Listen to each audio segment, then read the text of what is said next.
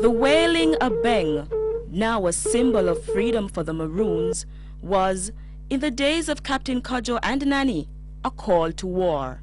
The 21st century Maroons are concerned with the advancement of their community in various areas such as information technology, entrepreneurship, education, and agriculture. This was not the case over 2.5 centuries ago. Then there was only one concern: freedom.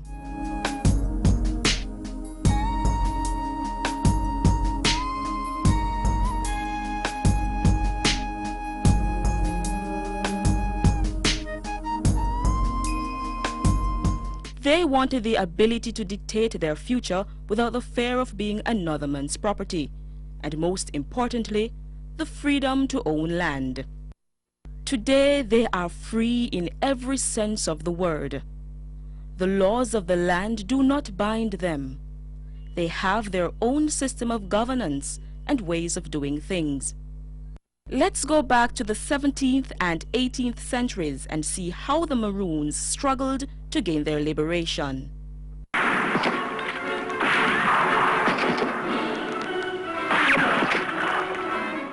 The name Maroon was generally applied to runaway slaves. The groups were found predominantly in the mountains of Dominica, St. Lucia, Puerto Rico, St. Vincent, Hispaniola, and of course, Jamaica. The Maroons have been in existence since the Spanish occupation of Jamaica. During the British invasion in 1655, the Spanish freed their slaves who then joined the Maroons in the interior. The British were soon to meet possibly the most defiant and determined group they would ever encounter. Although smaller than most of the other Maroon settlements in the region, the Jamaican settlements were arguably the most successful. By the 1730s, permanent Maroon settlements were built in Trelawney Town, Accompong, Nanny Town, and Crawford Town. Whenever there was contact between the British and the Maroons, there was fighting.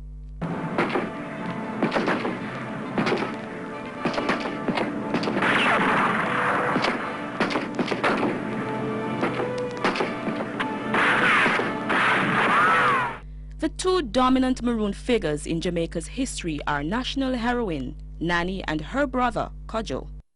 They are known for their bravery in standing up to the oppressive British, as well as for their outstanding leadership of the Maroon people. Nanny and Kojo, using slightly different approaches, led their people to freedom and independence from their oppressors. Nanny Town in Portland in the 18th century was the home base of the Wynwood Maroons. They survived by clearing land and cultivating crops. It was said that they also survived by raiding estates nearby. Nanny not only led her people to war, but she was their spiritual leader and was responsible for the welfare of the women and children. The Maroons of Jamaica persevered in their quest to stem the tide of European settlement and were feared by the settlers. Nanny led over 800 Maroons against the British for over 50 years. Part of their strategy was to outmaneuver their enemies by using foliage to camouflage the warriors. Although Nanny Town was overrun by the British troops in 1734, Nanny and her people escaped to the Kojo Mountains to form New Nanny Town, now known as Moortown.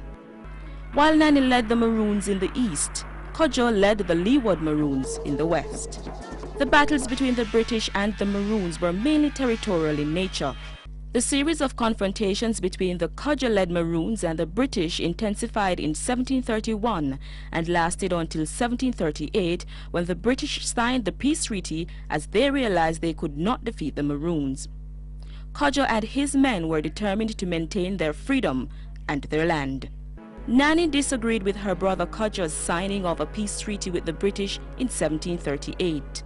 Instead, she led her people in continuous warfare until the British signed a land patent granting Nanny 500 acres of land in Portland in 1741. The treaty signed in 1738 is what is now celebrated on January 6 each year at a compound in St. Elizabeth. It also coincides with Kojo's birthday. This year's celebration marked the 265th anniversary of the signing of the peace treaty. In the words of a former Maroon leader, Colonel Martin Luther Wright, the celebration does not only honor Kojo's remarkable leadership and the signing of the peace treaty, but it also serves to reunite Maroons in their dedication to stand firm on their traditional values for freedom, liberty, and respect for human dignity. During the celebrations, the citizens of Akampong, who are descendants of the Coromante, Ashanti, and Congo tribes of Africa, reenact the practices and rituals of their forefathers. They give visitors an opportunity to experience the culture of the Maroons and get a glimpse of the lifestyle of those resilient Maroon soldiers. The annual Maroon celebrations have taken on a more national appeal in recent years. With the intervention of the Tourism Product Development Company, TPDCO, the Akampong Maroon Festival has become an integral part of the Jamaica Tourist Board's thrust towards community tourism. The tourism thrust for us will be to the communities. We have done the traditional, where we have been on the beaches and the resort areas. The more we get the communities involved, the more we have the involvement of the Jamaican people. We have so much to offer in this country. You look right around here in Akampong. Our history, our heritage, our culture brings the community right in touch with us. And so this way, the visitors get a chance to interact with the Jamaican people and the communities see what tourism really can do for them. Not just international tourism, domestic tourism. Because here, although we do have some visitors, it's a lot of Jamaican people supporting Akampong's festival today and their celebration. Since the year 2000, TPDCO has been in partnership with the Akampong community to promote and develop the necessary infrastructure and training. Our main thrust now is community-based tourism development, and Akampong is an ideal attraction. It's a village, it has heritage, it has culture, and it has been going on, carrying on its tradition for over 200 years and attracting people from all over the world. So what we have decided to do is to try to empower the community to deliver a better product. The drumming, the dancing, the chanting, the wearing of the leaves depicting the camouflage gear, all take the spectators into the Maroons world. A world where the African heritage is still strong. School groups, tourists, and curious Jamaicans find the Akampong celebrations a worthwhile event to attend.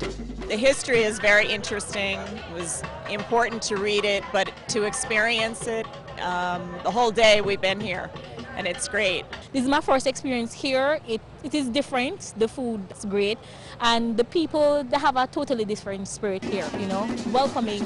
This has been my first time, and overall I could say it has been a tremendous event. I think this is a great step in carrying some of our traditions back, and overall I must say it has been fantastic. There are several symbolic structures at various points in Akampong. The Kojo Monument is a memorial to the war leader. There are 4 sealed grounds in the community. It is at these points that the traditional religious ceremonies were held for the protection of the village. The persons who lived on the sealed grounds were said to have special powers. The kinder tree or the family tree is an ancient mango tree. It was under this tree that Colonel Kojo held the meetings to bring together the 3 tribes. The annual ritual begins at this point with ital cooking.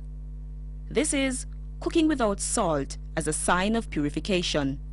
After the ital food is prepared, the elders take it to a sacred spot in the hills to perform a ritual which involves their Maroon ancestors. The Maroons then march from the kinder tree to a monument built in commemoration of the triumph over the British. Those participating in this march are all garbed in leaves representing the camouflage gear of the Maroon warriors. The Bicker Village is an area of the community consisting of buildings made of wattle with grass roofs. The village is a model of traditional Maroon housing which was constructed with the assistance of TPDCO. There is now a museum which showcases artifacts and other vestiges of Maroon life. Guest speaker at the civic ceremony held earlier this year, popular storyteller Amina Blackwood Meeks challenged the patrons to take responsibility for creating moments in history as the Maroons have done through their great legacy. In so doing, she believes that the future generation will be committed to the traditional values of freedom, liberty, and respect for human dignity. And in asking ourselves if this is a moment in history, what is our responsibility to that moment in history? I would encourage us, if we're really so concerned about what happens to our young people, to give them roots and wings.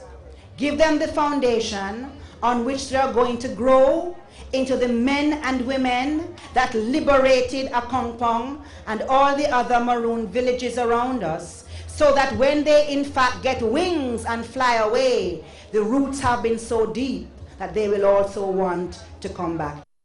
The story of the Maroons will always be that of a resilient people determined to gain their freedom and to own their own land. All persons of African heritage can be inspired by their remarkable story. Whenever the abeng is sounded and the drums resonate their powerful beats, the Maroons are constantly reminded of their rich past that will guide them as they unlock the doors to the future.